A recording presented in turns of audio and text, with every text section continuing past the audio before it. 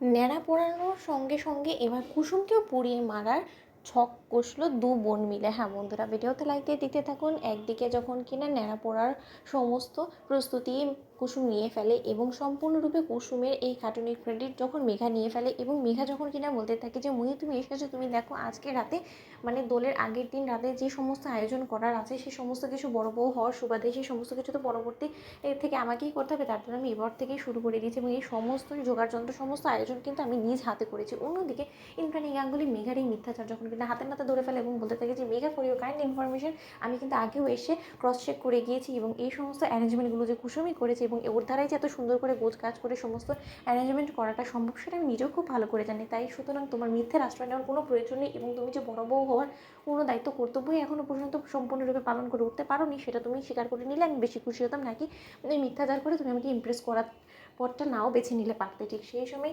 আয়ুষ যখন বলতে থাকে যে জানো তো মেঘা, তুমি কোনোদিনও না কুসুমের নখেরও যোগ্য হয়ে উঠতে পারো না, কারণ কুসুম কুসুম, ওর সঙ্গে অন্য কারো তুলনা হয় না। অন্যদিকে ঈশান যখন বলতে থাকে কিন্তু এই মেঘার যত তাড়াতাড়ি সম্ভব ওর যে ডাবল ফেস ডাবল গেমিং করছে এই সমস্ত কিছু তথ্য আমাকে জোগাড় করে ওর পর্দাটা ফাঁস করতেই হবে, নয়তো বা ও যদি একবার আমার ভাইদার জীবনে চলে আসে তাহলে ও আমার ভাইদাকে ছবর দিয়ে আমার ভাইদার জীবনটা বিপন্ন করে দিবে, সেটা কোনো মতেই আর টেনে কষ্ট হতে দেওয়া যায় না। তার আগে আমাকে যে করে হোক না কেন ভাইদার জীবনে কুসুমের এন্ট্রিটা করাতেই হবে এবং আমি নিশ্চিত যে কুসুমই ভাইদার জীবনে আসল রং। অন্যদিকে যখন কিনা কুসুমকে ইমপ্রেস করার জন্য আয়ুষ যখন বলতে থাকে যে আচ্ছা কুসুম, তোমাকে তো আজকে বেশ লাগছে, কিন্তু তোমাকে আরেকটা কথা বলে রাখছি, কাল সকাল হওয়া মাত্রই তোমার গায়ে কিন্তু প্রথম রংটা আমিই লাগাবো। অন্যদিকে কুসুম যখন বলতে থাকে যে সেটা তো আমি মন থেকে চাই। অন্যদিকে মেঘা যখন সেখানে মনে মনে বলতে থাকে যে কাল সকাল অবধি তোমার ভালোবাসার মানুষ কুসুম বেঁচে থাকলে তো আজকেই ন্যাড়া পড়ার সঙ্গে সঙ্গে কুসুমকে কী করে বিদায় করে দিতে হয় এবং কুসুমের যে আজকে শেষ রাত সেটা কী করে কনভার্ট করতে হয় সে সমস্ত কিছুর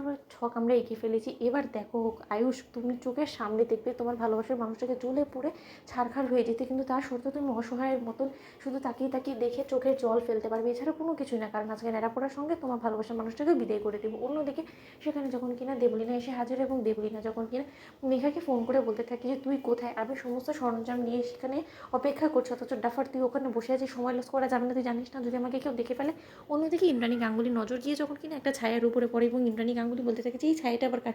আমার কেন জানি না মনে হচ্ছে যে এটা কোনো রকম কোনো অন্য কোনো জিনিসের ছায়া না, এটা একটা মানুষের ছায়া এবং আমাকে দেখতেই হবে ওখানে কে আছে, কে আমাদেরকে আড়ালে দাঁড়িয়ে দেখছে। অন্যদিকে ইন্দ্রাণী গাঙ্গুলি সেই ছায়া অবধি পৌঁছানো মাত্রই সেখানে যখন কিনা দেখতে পাই যে মেঘা সেই ছায়ার সঙ্গে একজন শল পরা মহিলার সঙ্গে কথা বলছে। অন্যদিকে ইন্দ্রাণী গাঙ্গুলি বলতে থাকে যে গোপনে সমস্ত লোকেদেরকে ওখানে রেখে এখানে কী করছে মেঘা, এবং মেঘা কার সঙ্গে বা আড়ালে দাঁড়িয়ে কথা বলছে এবং কী এত গোপনীয়তা ওর কিছুতে আমি বুঝতে পারছি না। তো বন্ধুরা লাইক শেয়ার করো, সাবস্ক্রাইব করো।